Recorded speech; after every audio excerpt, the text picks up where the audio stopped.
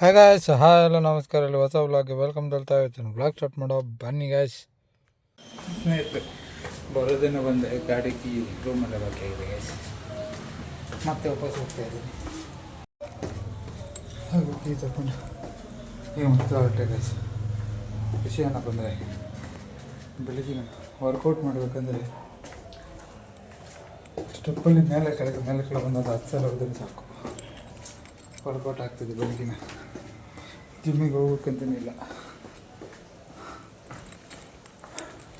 10 ಸಲ ಮೇಲೆ ಕೆಳಗೆ ಹೋದರೆ ಸಾಕು, ಫುಲ್ ವರ್ಕೌಟ್. ನನಗೆ ಸ್ನೇಹಿತರೆ, ಮಳೆ ಬರೋ ಸಂಭವ ನೋಡಿ. ಫುಲ್ಲು ಕತ್ತಲಾಗಿದೆ. ಮಳೆ ಬರಲ್ಲ ಅಂತ ಅಂದ್ಕೊಂಡು ನಾನು ಕೂಡ ಗಾಡಿ ಕೂಡ ವಾಶ್ ಮಾಡಿಬಿಟ್ಟೆ ಗೈಸ್. ನೋಡಿದರೆ ಈಗ ಮಳೆ ಬರೋ ಸಂಭವ ಇದೆ. ಆಲ್ರೆಡಿ ಬಂತು ನೋಡಿ, ಆಲ್ರೆಡಿ ಬಂತು.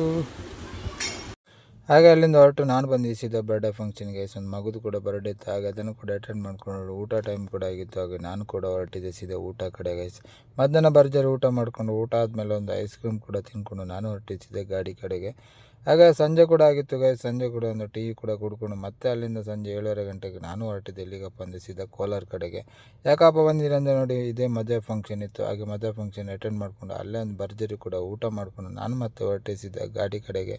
ಹಾಗೆ ಗಾಡಿ ಹತ್ರ ಬಂದುಬಿಟ್ಟು ಸ್ವಲ್ಪ ಹೊತ್ತು ರೆಸ್ಟ್ ಮಾಡಿಕೊಂಡು ಮತ್ತೆ ನಾನು ಅಲ್ಲಿಂದ ಹೊರಟೆ ಸೀದಾ ನಮ್ಮ ಬೆಂಗಳೂರಿಗೆ ಗೈಸ್.